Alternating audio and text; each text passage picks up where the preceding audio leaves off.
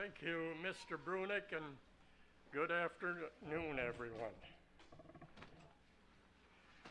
Well, when talking to older people, they can't seem to remember what happened last week. But remember what happened years ago.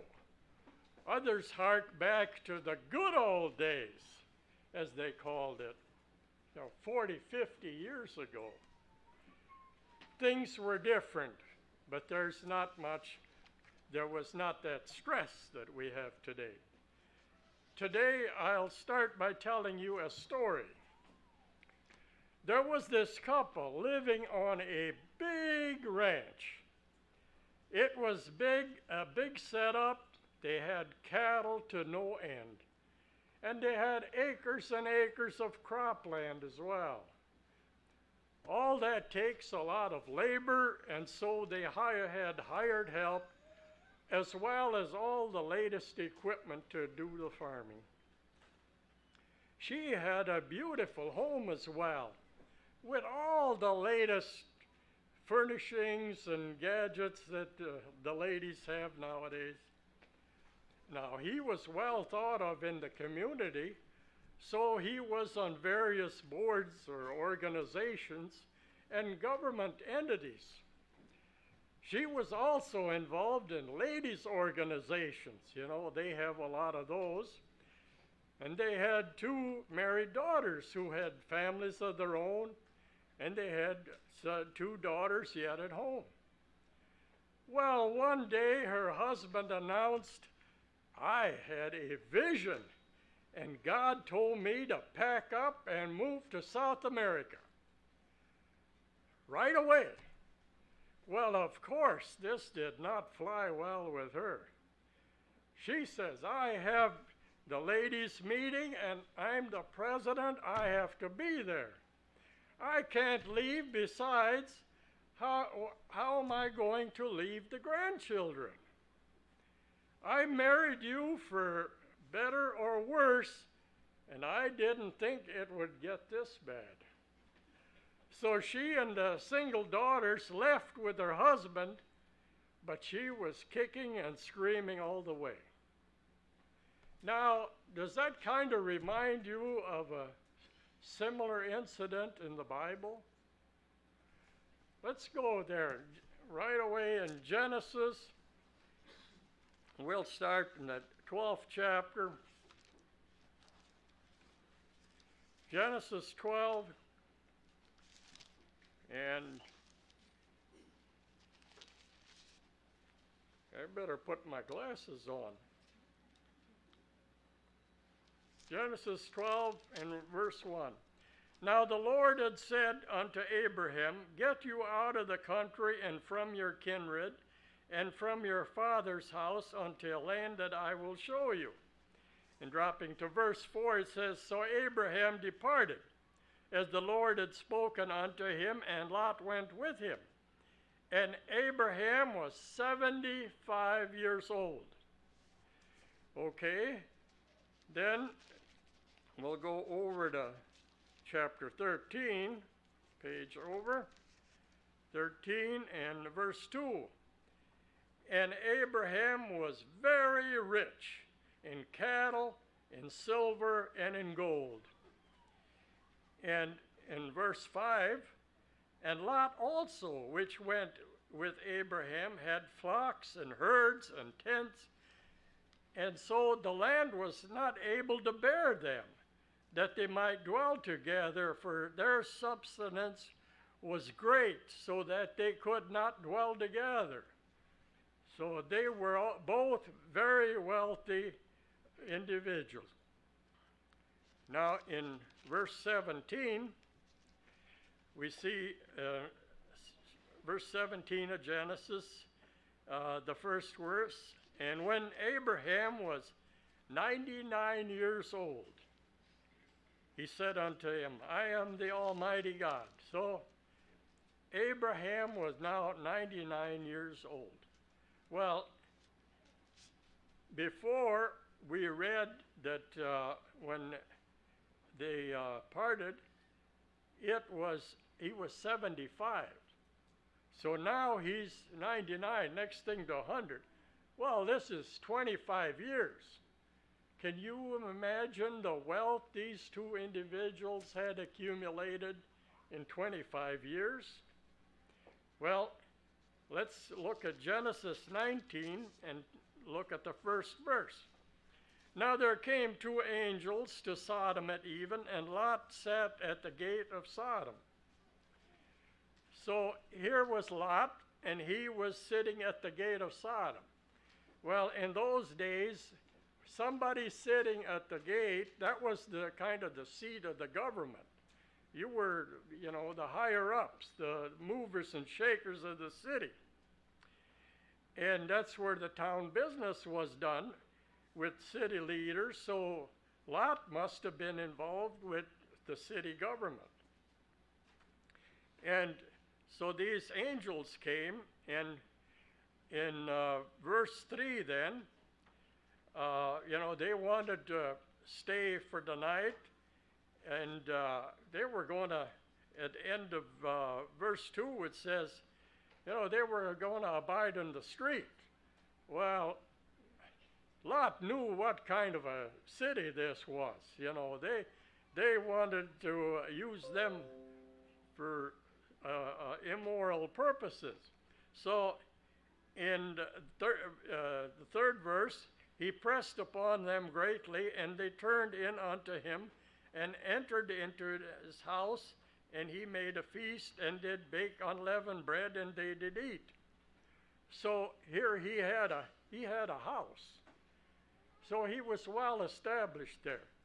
Now remember, that was not the case with Abraham. Abraham lived in the tent. So he was a sojourner. He looked upon it. He was a sojourner on the earth. He was not a permanent resident like Lot wanted to be. So dropping down into the 14th verse, and Lot went out and spoke unto his sons-in-law, which had married his daughters. So they had sons-in-laws, and he talked to them, and at the end of the verse he said, but he seemed as one mocked unto his sons-in-laws. They thought, yeah, well, we're going to stay right here. So, and they maybe had grandchildren too. It doesn't say. But then in the 15th verse, and when the morning arose, then the angel hastened Lot. And so we see here he had two daughters at home yet. And, the angels were in a hurry. They hastened Lot. But, in verse 16, he says, and while he lingered, he was kind of dragging his heels. He didn't really want to go, but, the angels had to take them all by the hand. They had to forcefully remove them and took them out of the city. And that's where the incident of Lot's wife happened, where she looked back and she turned into a pillar of salt. Now, what can we learn from this account? Well, in Luke 17, you don't have to turn there, you can just put it down. It says, remember Lot's wife. So, others were killed suddenly, like Korah and Dathan and Abiram, but it doesn't tell us to remember them. It tells us to remember Lot's wife. So in Matthew 24, let's turn over there.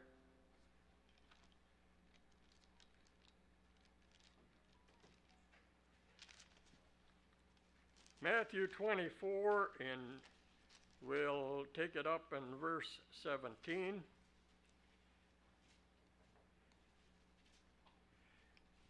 And it says, let him which is on the housetop not come down to take anything out of his house, neither let him which is in the field return back to his clothes. and woe unto them that is without child. And it goes on, and in verse 21 then it says, for then shall be great tribulation. So the time frame of this where he's telling us, when it's time to flee, flee. And because this is just before the tribulation, so you might say that's in our time frame or the time ahead here. So the first lesson that we can learn is be prepared to leave. Be of a mindset to leave everything if called upon to do so. In our modern society, we have so much more than they did in Lot's time. So I think it's much harder to leave. Now, we have had floods this spring where people are on the roofs of their houses, and they're removing them with helicopters. They had to leave with nothing but the clothes on their backs. So that's kind of what we are to do, is just leave everything when it's time to leave. The second thing is saving one's life. Lot and his wife both didn't want to go too far. Back in Genesis 17, I should have told you to stay there, in verse 15. So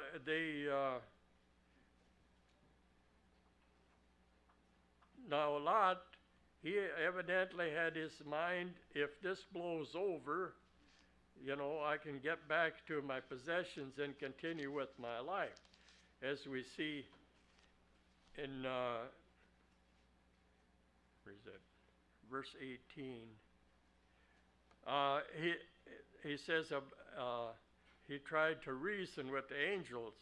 In verse 18 it says, no, not so. And he wanted to stay. Behold now, in verse 20, behold now this city is near to flee to, and it's a little one, I'll be safe there, because they had told him in end of verse 17, flee to the mountains. But he didn't want to get too far, if this blows over, why, we can get back to our life as it was before. So we must remember Lot's wife, for never has been so much opportunity be given to really know God through his word than has been given to the end time church. We've had plenty of opportunity, and we've had the Bible in print that we can study it and read it. Yet when Christ asked, when the Son of Man comes, will he find faith on the earth? As he did in Luke 18:8. The question requires each of us to answer individually. Will he find faith in us? He will find faith if we take seriously his admonition to remember Lot's wife, who was totally unprepared because she had no faith. We need to be working diligently to build our faith in God by yielding to him in loyalty in every opportunity life presents. So the third lesson is, don't look back or turn back. In Genesis 19:26, as I read, Lot's wife looked back from behind him, and she became a pillar of salt. Now, this looking back is not merely reflecting to evaluate the progress since one decided to leave the world. In a sense, we've come out of Sodom, we've left the world, we were baptized, and we left the world, we buried ourselves to the new man. Instead, it's like Lot's wife, who looked back with a degree of longing to return to what she had left. Her life was literally on the line, and rather than being fully engaged in surviving, she placed a higher priority on life's lesser matters than on the greater one of preserving her life through God's gift of protection. She looked back, revealing her heart still to be in Sodom, a type of the world. Her actions indicates regret for having left. She didn't want to leave. She was, all the way. She didn't want to go. Success in God's way requires following an awesome vision of future glory with devoted convictions. Now, Abraham, on the other side, is a prime example. He looked for a city built by God, apparently leaving his homeland, that he did originally, without ever looking back. He just, yes, Lord, and away he went. Brethren, this account with Lot's wife was not that she was caught in a weak moment. God knows each of us and gives us every opportunity, but he saw that Lot's wife would not change. Her mind was made up, and she did not want to go that way. She could not give up her former life in the world. It had just too strong a pull on her. Let's go to 1 Corinthians for our last scripture.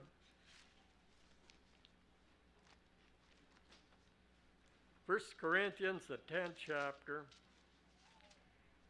and verse 13. I don't want to leave you with a negative outlook here, but in 1 Corinthians 10:13 it says, "There hath no temptation taken you but such as is common to man.